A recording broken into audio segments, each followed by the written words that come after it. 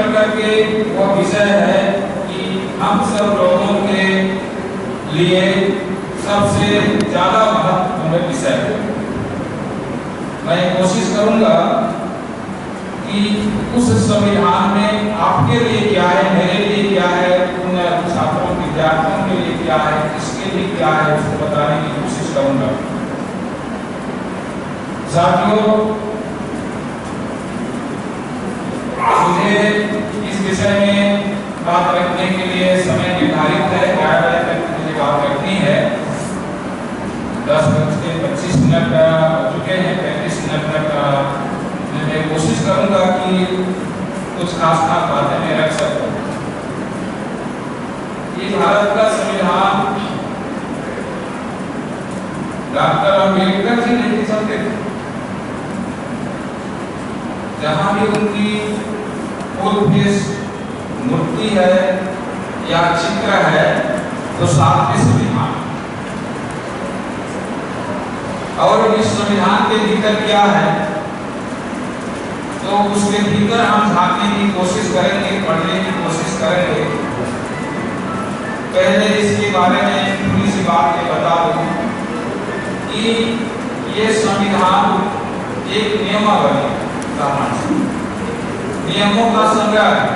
इस संस्था का आप लोग संचालित कर रहे हैं, कब खुलेगा, कौन देखरेख करेगा, कौन साफ सफाई करेगा, कैसे इसके विकास होगा, कितना समय कहाँ बैठना है, कितना को कहाँ रखना है, वो आर्थिक तंत्र संभालेगा, वो व्यवस्था करेगा, ये सारी बातों को करने के लिए एक नियम बनाएगा। वो नियम संस्था का तक लागू होता है,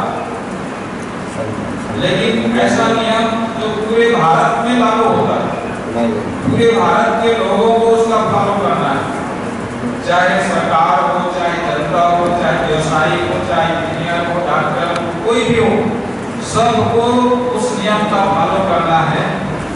वही नियम है भारत का संविधान। भारत का संविधान 26 नवंबर 1949 के दिन देश ने मंजूर किया, पूरे भारतवासियों ने। 26 जनवरी 1950 से लागू हुआ। इस संविधान के बनने के पहले क्या स्थिति थी और बनने के बाद क्या स्थिति है, थोड़ा सा फर्क मैं बताना चाहूंगा। इसमें बोल रहा हूं, ऐसा मंच पे खड़ा होकर बोलने का अधिकार हमारा नहीं था, किसी को नहीं था। कब? इस संविधान के लागू होने के पहले। ये जो मैंने काला कोट पहन रखा है, वकालत का पेशा मैं करता हूँ। ऐसा पेशा चुनने का, कोई भी पेशा अपनाने का, इंजीनियर बनने का, डॉक्टर बनने का, व्यवसायी बनने का, कोई भी पेशा अपनाने का अधिकार इस संविधान के बनने के पहले नहीं था। हम में से किसी को नहीं। ये जो बच्चे लोग पढ़ रहे हैं स्कूल में, कॉलेज में, इन लोगों को स्कूल के भीतर प्रवेश करने का, पढ़ने का, मनपसंद विषय लेने का अधिकार इस संविधान के बनने के बाद मिला है। बाबा साहब अम्बेडकर भी पढ़ते थे तो स्कूल के अंदर प्रवेश नहीं किया जाता था, बाहर दीवार में कान सजा करके पढ़ना पड़ता था। तब आप समझ सकते हैं कि संविधान की अनुपस्थिति में, ये संविधान के नहीं होने से किस हालात में हम गुजरते हैं। महिलाओं को पुरुष चुनने का अधिकार नहीं, तलाक देने का अधिकार नहीं, उनकी मर्जी की कोई जरूरत नहीं, उनका प्रॉपर्टी में कोई हिस्सेदारी नहीं, बाप की संपत्ति में भी और पति की संपत्ति में कोई हिस्सेदारी नहीं। संविधान लागू होने के तो संविधान हमारे समस्त अधिकारों का लेखा जोखा है। संविधान इस देश के समस्त नागरिकों का अधिकार इसी संविधान में निहित है। देखने में छोटा लगे पर ऐसा नहीं है। इसका पावर भी बताऊंगा। इसका पावर क्या है कि ये पूरा संविधान, इसके किसी भी एक अक्षर को, पूरे वाक्य की बात नहीं कर रहा हूं, पूरे वाक्य, पूरा पेज की बात नहीं कर रहा, किसी भी एक अक्षर को देश का सबसे बड़ा ताकतवर व्यक्ति प्रधानमंत्री, विधिक रूप से सबसे बड़ा ताकतवर व्यक्ति राष्ट्रपति, वो अपना मन मर्जी से नहीं हटा सकता, एक अक्षर को नहीं हटा सकता, इतना बड़ा इसका पावर। इसी संविधान के मुताबिक देश का संचालन होगा, इसी संविधान के मुताबिक देश के नागरिकों का संचालन होगा, इसी संविधान के अनुसार सरकारें चलती हैं, चलना पड़ता है, चाहे किसी की भी सरकार हो। ये संविधान सर्वोच्च नियमावली है, जितने भी नियम, कानून, कायदा, विधि, विधान, रीति रिवाज, प्रथा, परंपरा, सबसे ऊपर संविधान की अहमियत बता रहा हूँ, ताकत बता रहा हूँ। देखने में छोटा दिख रहा है और इसकी ताकत क्या है बता रहा हूँ।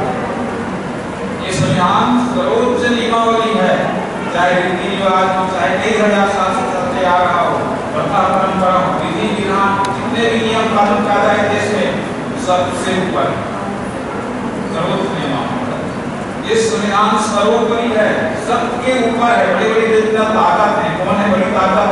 संसद, वहीं से नियम बनते हैं। संसद से भी ऊपर है संविधान, सुप्रीम कोर्ट से भी ऊपर है, धर्म गुरुओं से भी ऊपर है, धर्म ग्रंथों से भी ऊपर है, प्रधानमंत्री से भी ऊपर है और राष्ट्रपति से भी ऊपर है। ये है इसकी ताकत। इस संविधान को, ये संविधान सर्वमान्य है। पूरे देश में जितने लोग रहते हैं, अभी हमारे बता रहे थे कि पूर्व न्यायाधीश पाटिल है, उनका कहना है कि जो संविधान को मानता है वही भारत का नागरिक है। पूर्व न्यायाधीश महाराष्ट्र। तो ये संविधान मानता है, इतनी बात नहीं, मानना पड़ेगा, बाध्यता है। इस संविधान के अनुच्छेद 51 का भी लिखा है कि देश का प्रत्येक नागरिक संविधान का पालन करेगा। ये संविधान का आदेश है। आप कोई भी काम करते हो, आप कोई भी धर्म को मानते हो, आप कहीं भी रहते हो, आप किसी भी वर्ण का हो, आप शासकीय कर्मचारी हो चाहे सामान्य जनता कुछ भी हो, आपको इस संविधान का पालन करना पड़ेगा। ये संविधान का आदेश है। तो इस संविधान में हमारा सारा अधिकार लिखा है। मैं जो बोल रहा हूँ, संविधान के अनुच्छेद 19(1) से मुझे अधिकार मिला है और आप सबको मिला है। अच्छे कपड़े पहनते हैं, अच्छा घर में रहते हैं, अच्छा खाते हैं, अच्छा सोचते हैं, अच्छा विचार करते हैं, देश भर में घूमते हैं, कोई भी व्यवसाय करते हैं, संपत्ति अर्जित करते हैं, सम्मान प्राप्त करते हैं। ये सारा के सारा अधिकार इसी संविधान की देन है। तो ऐसा संविधान को तो आप लोगों ने पढ़ लिया होगा, जिसमें आपका सारा अधिकार लिखा है, उस संविधान को तो आप लोगों ने पढ़ लिया होगा। जिन लोगों ने पढ़ लिया है कृपया अपनी अपनी जगह हाथ उठाएं। एक बार इस संविधान को पढ़ लिए हैं। धन्यवाद। तो 8-10 लोगों ने इसको पढ़ लिया है, तो बाकी जिन लोगों ने नहीं पढ़ा है उनका काम चल जाएगा कि उनको भी पढ़ना पड़ेगा। बाबा साहब अम्बेडकर रात को 2 बजे जब लिखते थे इस संविधान में, आपके लिए लिखते थे, क्या लिखते थे? संविधान के अनुच्छेद 38(2) में लिखते थे कि इस देश में आर्थिक विषमता, आर्थिक विषमता क्या है? एक आदमी 100 कमाता है, एक दिन में 1000 कमाता है, एक 1 लाख रुपए कमाता है, तो गोयल का जो है लगावी जो जानते हैं कितना कमाई उसका एक कितना अरबों रुपये एक दिन का। तो इस संविधान में क्या लिखा है? इस आर्थिक असमानता को कैसा करेंगे, बराबर करेंगे। ये संविधान के अनुच्छेद 38(2) में लिखा है, पढ़ेंगे हम। इस आर्थिक विषमता को ऐसा करेगा, बराबर करेगा। ये संविधान का आदेश है। आर्टिकल अनुच्छेद 38(2) जाति की जो विषमता है, जाति के आधार पे छोटे हैं बड़े हैं, वर्ण के आधार पे छोटे हैं बड़े हैं, इस बात को ऐसा बराबर किया जाएगा। अनुच्छेद 15 में लिखा है हमारा संविधान बराबरी चाहता है। जाति, धर्म, लिंग, वंश के आधार पे न तो कोई छोटा होगा न कोई बड़ा होगा। अनुच्छेद 15 पढ़ेंगे अपने पास। आमदनी के क्षेत्र में सब छोटे, ना कोई छोटा होगा न कोई बड़ा होगा, सबका बराबर होगा। अनुच्छेद 38 इस देश में कोई गरीबी नहीं रहेगी, सभी लोग गरीबी रेखा से ऊपर रहेंगे। अनुच्छेद 38 इस देश के बहुजन समाज, अनुसूचित जाति, जनजाति, पिछड़ी जाति, धार्मिक अल्पसंख्यक तमाम लोगों के साथ कभी कोई अन्याय नहीं होगा, कभी कोई शोषण नहीं होगा, कभी कोई उनके ऊपर अत्याचार नहीं होगा। ये लिखा है संविधान का अनुच्छेद 46 में।